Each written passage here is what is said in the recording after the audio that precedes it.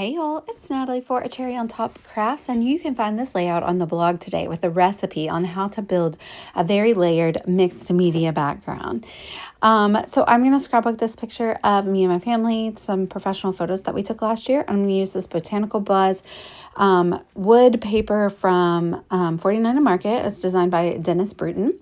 And my first layer is going to be some ink blending. I'm using these two different distress oxides. You can see I'd already tested them to make sure that they showed up nicely. So I'm just going to put them on there kind of in an organic kind of shape with my ink blending brush.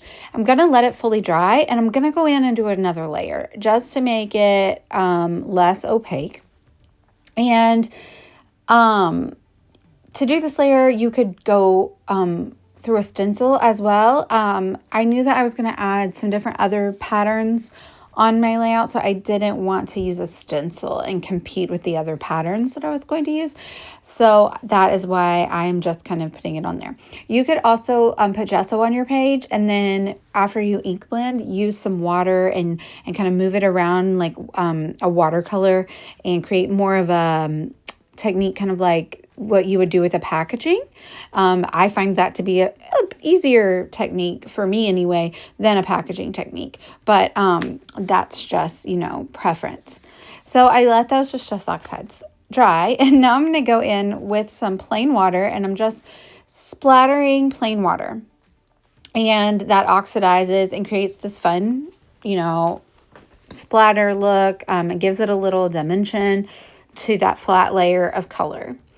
But I decided I want to add another color. Well, I go in with some splatter with the same ink, because splattering with ink instead of the water, even though it's the same ink that you use to ink blend, it gives it a different look. But then I also decide I want a different color on the background. So I go in with the stencil butter, and then I water it down, and it has like a shimmer shine to it, which is fun. And so once I, smooth it all out with that water and create the liquid, I splatter it on, and it gives a little bit of a 3D raised look if you get a big enough splatter, kind of like when you do paint. But it also has a really nice shimmery shine on it when it dries. So I did a lot, but I really like that yellow and purple together. So now I've set that aside to dry, and I'm going to go in with these florals from 49 to Market, and I want them to be hot pink because that's kind of the flowers that were in the pictures behind us. So I'm going to go with these two Dina Wakley gloss inks, and I just picked out a couple flowers and then the leaves, and I'm going to mix these two pinks together, and then I'm just going to messily paint them onto the florals. So I will leave some of the pale pink showing through, but just kind of with a very dry brush. I'm not dipping it in additional water or anything. Going in, I'm not fully saturating all of the petals or anything like that, but I am making sure to kind of go all the way around all the sides. So I'm lifting up the petals and doing both sides, because you never know which one's going to show, and you want it to look like it was intentionally that way. I love it. I'm really happy with it. So now I'm going to go with this metallic gold paint, kind of the same concept as the texture paste. I'm going to water it down, but you can get some kind of chunky splatters with those, but also, and when it dries, it'll be a nice metallic shimmery look.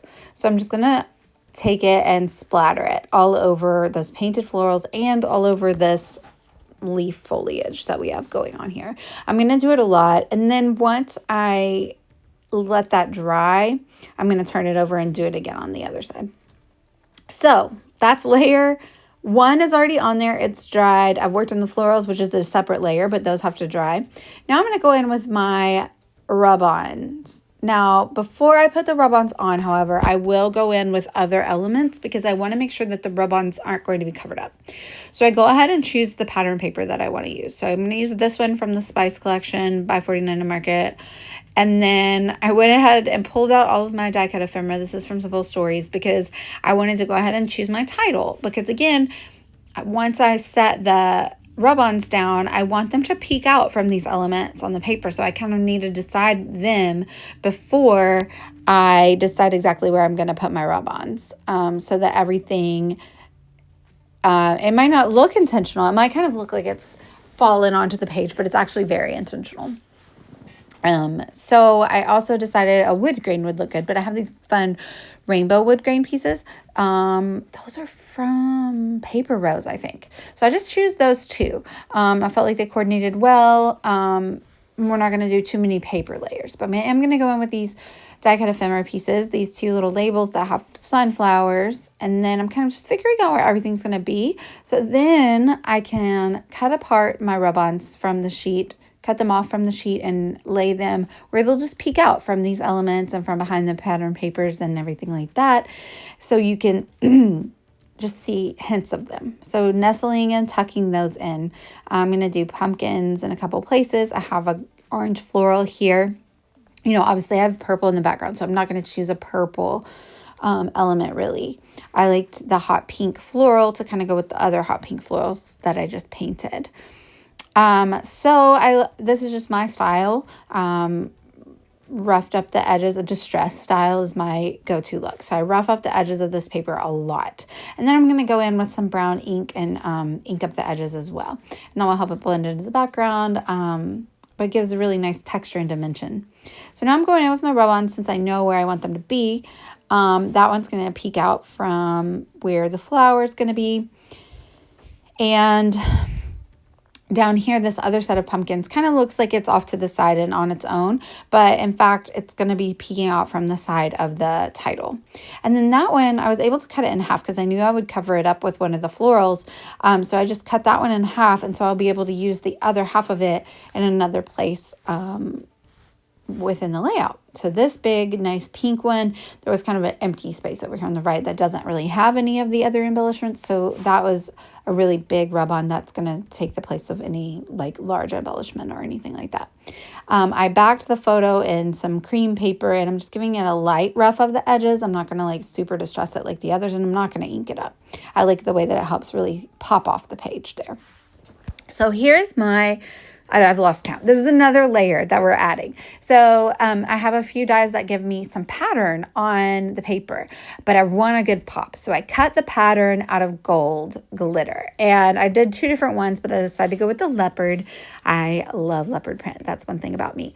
So I'm going to dissect it in I think 3 different ways, and I'm going to just include it amongst my paper layers, and it will just be a very unique and exciting pop of glitter that maybe you won't be expecting. So I really love the way that that looks, and just kind of cutting around some of the holes of the pattern and making it look like it was meant to be that way allows me to tuck it in and not use it as like a full sheet, kind of how it was maybe originally intended to be used for like a card background or something. So I'm ready to commit to the paper layer. So I'm going to go ahead and stick that down. I do add a pretty good amount of adhesive just because on these mixed media backgrounds, you like to add a lot because they don't like to always stick. I'm going to pop up the photo a little bit with some foam tape. I'm using foam tape dots from a cherry on top. And then kind of placing, sorry about that, the glitter layers through. I'm going to pop that up on some foam tape as well, that title there. I also find that the foam tape is really good for the florals because they're very bulky, and the foam tape can kind of adhere to that bulk so it's not flat on the back, but it's also very, very strong, so it'll stick really nicely to the background of your page here. So I am on the blog for a cherry on top today, so I'll link that down below. I'll also put my affiliate links down below if you would like to shop for any of these products that are still available in the store. And if I don't link something that you would like to buy, just let me know and I'll shoot one in there for you. I'll shoot a very specialized link for you. I love it when you guys use my affiliate links. It's every little bit helps me help continue to bring these videos and all this content to y'all. I hope you like them. And I also have shorts here on YouTube where you can usually find a similar short in reel form on Instagram. And I'm also on TikTok at Delightfully Crafty. I try to use the same name everywhere. So find me on all those places wherever you like to watch your content. So I have stuck down those gold pieces and the die cut ephemera. And now I decide to... Oh, I have a rough edge there I don't like. So I'm snipping that away. And I actually decided to swap the florals. And I put the bigger one up there because the way I had put the die cut ephemera, I ended up kind of creating a pretty large space between that and the rub-on that I had cut in half, so I needed to cover up that whole space. So that's why I chose the bigger flower there. But I actually really like the way that it looks. And it allows, putting the smaller flower down below allows more of the pumpkin to show down in the bottom right. So I chose, these are from a Simple Stories, I think it's called Simple Vintage Autumn. And those are die cuts from that. They have a few different packs, but this is the Sentiments pack. And this, I picked Happy and Blessed. So I'm going to tuck the leaf behind that. And I am going to use my Nuvo glue on that because there's not a really good way to hide the foam tape. I guess I could put them behind the leaves if I wanted to. But I do use the foam tape dots on these florals. And actually, they do help kind of make them lay flat a little bit better, which is good because eventually, obviously, this is going to be in my scrapbook in a page protector. So, they will be flattened, but they'll still be beautiful. So that's all that matters, right? So I decide to go in with a couple more rub-ons. I'm going to add a little butterfly here, and I think add another one up at the top because we don't really have a lot of ephemera going on up there. But that's going to be the layout. I hope you're inspired. I hope you like all these layers, and I kind of broke it down because sometimes when you look at these, the layers seem maybe a little bit difficult to achieve, but if you just take them one at a time, they're really not. And so I hope this helped, and you can see the visual instructions over on the blog. Like I said, links down below. Let me know if you have any questions, and I'd love it if you'd like and subscribe. Bye, y'all.